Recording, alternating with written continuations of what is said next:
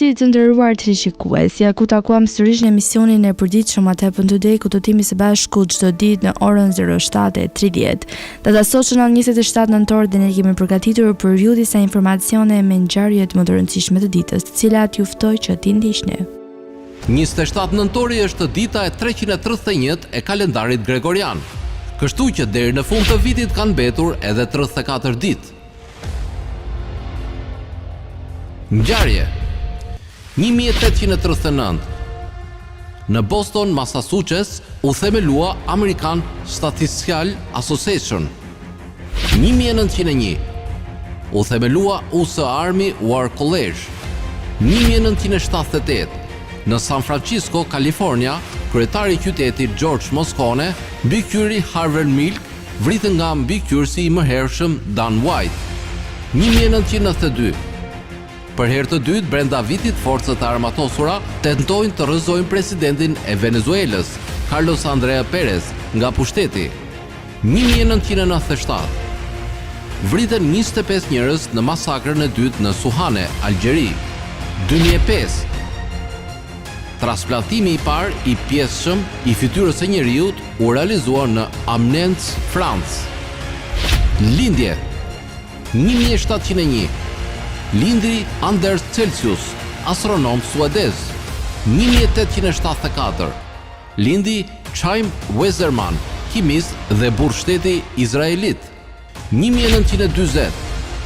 Lindi Bruce Lee, karatist dhe aktor kinezo-amerikan. 1942. Lindi Jimi Hendrix, rock muzikant amerikan. 1948. Lindi James L. Avery, aktor amerikan. 1951. Lindi Catherine Bigelow, regjizore amerikane. 1980. Lindi Nermin Çeliković, futbollist bosnjak. 1995. Lindi Mergime Krasniqi, arkitekte. Vdekje 1895. Vdik Alexander Dumas, letrar francez. 1916. Vdik Emily Verhaeren, shkrimtar belg. 1917. Vdik Babdur Karbunara, nënshkruesi i deklaratës së pavarësisë së Shqipërisë. 1953. Vdik Eugen O'Neill, dramaturg amerikan nobelist. 1992. Vdik Ivan Generalic, piktor i madh kroat. Festa dhe përvjetore 1912. Pavarësia në Durrës, Kavaj, Peqin, ngrit flamuri shqiptar.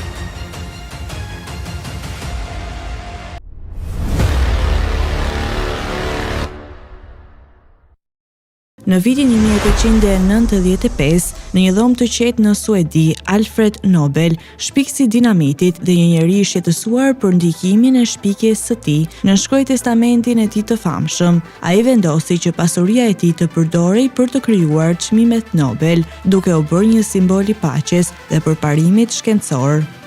Në vitin 1912, në mes të trazirave të luftrave ballkanike, qyteti i Durrësit ra nën pushtimin e ushtrisë serbe. Ishte një periudhë e errët për popullsinë shqiptare, ndërsa fuqitë e mëdha po luanin lojrat e tyre gjeopolitike në Ballkan. Në vitin 1940, në prag të luftës së dytë botërore, Rumania nënshkroi një marrëveshje për të bashkuar me Boshtin. Ky akt e përfshirë vendin në një konflikt global, duke shkaktuar pasoja të thella për popullin rumun. Në vitin 1971, 57 shtete myslimane u bashkuan për të themeluar Organizatën për Bashkëpunimin Islamik, një moment historik që synonte të krijonte unitet dhe zë të përbashkët për muslimanët në mbar botën. Në vitin 2005, Angela Merkel, një grua që sfidoi barrierat, u betua si kancelarja e parë femre e Gjermanisë. Ajo do të bëhej një nga lideret më të fuqishme të botës, duke udhëhequr Gjermaninë në sfida të mëdha. Ndërkohë kemi përgatitur për ju biografinë e Bruce Lee, i cili ishte një artist dhe aktor luftarak nga Hong Kongu dhe Amerika. Për më tepër ju ftoj të ndiqni materialin e përgatitur.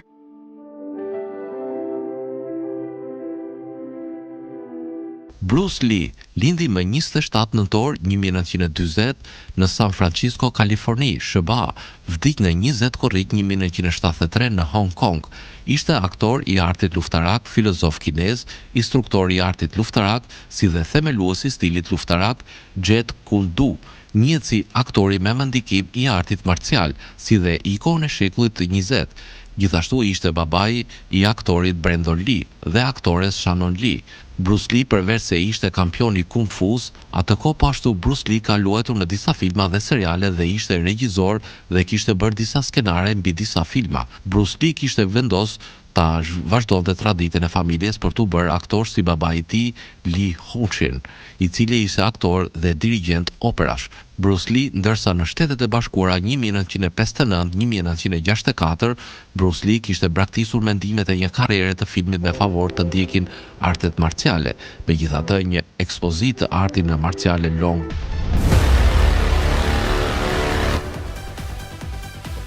Për biografinë e ditës së sotme kemi zgjedhur të flasim për Dido, zëri që prek zemrat. Kur dëgjon këngë si Thank You apo White Flag, je i sigurt që je duke dëgjuar një zë që prek çdo emocion të shpirtit. Ky zë i përket Dido Armstrong, këngëtares dhe kantautores britanike që ka fituar zemrat e miliona njerëzve me talentin dhe ndjeshmërinë e saj artistike. Dido lindi më 27 nëntor të vitit 1980 në Londër, në një familje me një prirje të fortë artistike. E rrethuar nga tinguj muzikor që fëmi, ajo mësoi të luante klarinet, piano dhe violin që në moshë të re. Dido nuk ishte thjesht një vajzë me ëndra, ajo ishte një artiste e lindur e cila e ndjente muzikën si pjesë të pandashme të vetes. Rruga drejt suksesit nuk ishte e lehtë, por këngët e saj të para, të mbushura me tekst të thellë dhe melodi të buta, filluan të tërhiqnin vëmendjen e publikut dhe industrisë muzikore. Albumi i saj debutues, No Angel, në vitin 1999, shpërtheu në skenën muzikore botërore me këngë si Here With Me dhe Thank You, e cila u bë edhe kolonë zanore e hitit të Eminem. Dido u kthye shpejt në një nga emrat më të dashur të muzikës pop. Albumi i saj i dytë, Life for Rent, në vitin 2003, e vulosi famën e saj me këngën ikonike White Flag. Ajo nuk ishte thjesht një këngëtare, ajo ishte një rrëfyese historish, një artiste që ndërlidhte emocionet njerëzore me melodinë. Stili Didos ishte një përzierje e veçantë midis popit, elektronikës dhe muzikës akustike. Ajo nuk kërkon të bëjë zhurmë, në vend të kësaj ajo i fton dëgjuesit në një udhëtim të qetë, por të thellë. Pavarësisht suksesit global, Dido ka mbetur gjithmonë me këmbë në tokë. Ajo ka preferuar të jetojë një jetë larg kamerave dhe thashethemeve, duke ruajtur privatësinë e saj dhe duke u fokusuar në atë që di të bëjë më mirë, të krijojë muzikë që prek zemrat. Fruti që kam përzgjedhur për sot janë bajamet. Bajamet janë burime të pasura me vitamina dhe minerale. Bajamet paraqesin një nga komponentët bazë për energji, si dhe për vlera ushqyese. Ato janë të mbushura me grupe të rëndësishme të vitaminave B kompleks, si riboflavin, thiamin, acid pantothedhik, vitamin B6, acid folik. Të gjithë këto vitamina funksionojnë së bashku si faktor në metabolizmin e njeriut. Për më tepër, bajamet janë gjithashtu një burim i jashtëzakonshëm i mineraleve të tilla si mangan, kalium, kalcium, hekur, magnez, zink dhe selen. Bajamet kanë nivele të larta yndyre, por ato ndihmojnë për të humbur peshë. Ato përmbajnë yndyra të ngopura, të cilat bëjnë të ndiheni të ngopur shpejt e në këtë mënyrë të ndalonin bingrënien. Mban ulur presionin e gjakut pasi bajamet përmbajnë shumë kalium dhe shumë pak sodium. Ky është një kombinim i përsosur për të kontrolluar tensionin e gjakut. Kaliumi ndihmon në rregullimin e presionit të gjakut, ndërsa me përmbajtjen shumë të ulët të natriumit, bajamja është si një ushqim ideal. Mbrojnë muret e arterieve, pasi flavonoidet në sipërfaqen e bajameve rrisin energjinë me vitaminën E, duke zvogëluar rrezikun nga sëmundjet e zemrës. Bajamet ndihmojnë në funksionimin e trurit pasi përmbajnë riboflavin, ushqyes të cilët rrisin aktivitetin e trurit dhe mund të zvogëlojë rreziku nga sëmundjet e Alzheimerit. Për një lëkurë shumë të mirë, bajamet janë të pasura me vitaminën E. Vitamina E është një antioksidant që lufton radikalet e lira, parandalon dëmtimin e indeve të trupit dhe mban lëkurën elastike nga dëmtimi. Kjo është arsyeja pse vaji dhe qumshti i bajameve janë nga përbërësit kryesor në prodhimin e kremrave të lëkurës. Janë ideale për diabetikët, pasi kanë shumë proteina dhe kanë zero karbohidrate. Ato janë ideale për diabetikët dhe kushdo që ka probleme me nivelin e sheqerit në gjak. Ndalon kancerin e zorrës së trash. Ato janë të pasura me fibra. Fibrat e bajames ndihmojnë në rregullimin e brendshëm dhe pastrojnë traktin e tretjes. Si rezultat, bajamet ndihmojnë trupin ton për të luftuar kancerin e zorrës së trash. Bajamet ndihmojnë në ndërtimin e eshtrave dhe dhëmbëve të fortë. Fosfori që gjendet në bajame bën të mundur forcimin e dhëmbëve dhe eshtrave.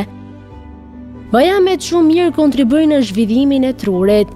Ato përmbajnë riboflavin, e cila vendoset nga një reakcion zinxhir që do të çon në kujtesë të mirë. Në fakt, disa e konsiderojnë si një ushqim i dobishëm për fëmijët në rritje. Përforcues të energjisë, bajamet përmbajnë mangan, bakër dhe riboflavin, që i bëjnë ato përforcues të energjisë. Kur të ndiheni të lodhur, hani një grusht bajame, më mirë se sa të konsumoni pije energjike. Bajamet në shtatzani. Bajamet përmbajnë acid folik. Acidi folik është thelbësor për mbajtjen e foshnjave në barkun e nënës në mënyrë të shëndetshme, duke parandaluar defekte të tilla si probleme me zemrën e të tjerë.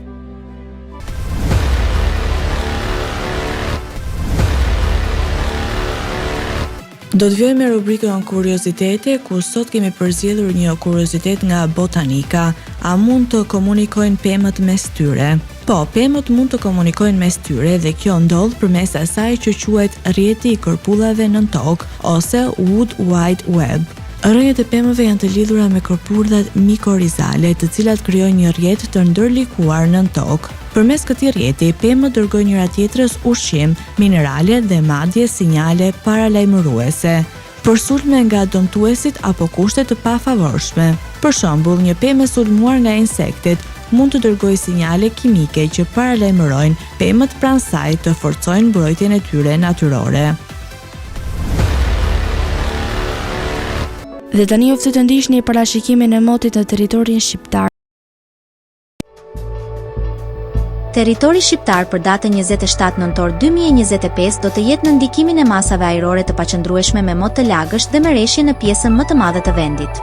Paraditja do të sjellë shira të herë pas hershme në zonat jugperëndimore, ndërsa pasditja do të theksojë rreshjet në lindje dhe zonat malore ku do të ketë edhe dëbor.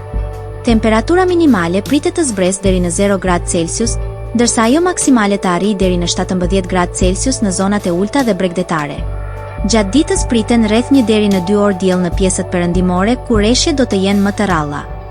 Era do të fryjë nga drejtimi juglindje me shpejtësi 3 deri në 5 metra për sekond, ndërsa përgjatë bregdetit pritet të arrijë deri në 6 metra për sekond. Deti do të ketë dallgëzim të ulët deri mesatar rreth 1 deri në 2 ball. Indeksi ultraviolet për Tiranën më 27 nëntor 2025 pritet të jetë i ulët rreth 1. Sipas burimeve astronomike, lindja e diellit në Tiranë më 27 nëntor do të jetë në orën 6:36, ndërsa perëndimi në orën 16:21. Temperaturat minimale dhe maksimale për disa qytete kryesore të Shqipërisë do të jenë si më poshtë. Shkodër 9 deri në 12 gradë Celsius. Kukës 3 deri në 8 gradë Celsius. Peshkopi 6 deri në 9 gradë Celsius. Tiranë 13 deri në 16 gradë Celsius. Durrës 11 deri në 17 gradë Celsius. Kavaj 11 deri në 15 gradë Celsius. Elbasan 10 deri në 14 gradë Celsius. Berat 11 deri në 14 gradë Celsius. Korç 5 deri në 8 gradë Celsius. Vlorë 13 deri në 16 gradë Celsius. Gjirokastër 10 deri në 13 gradë Celsius. Sarand 12 deri në 15 gradë Celsius.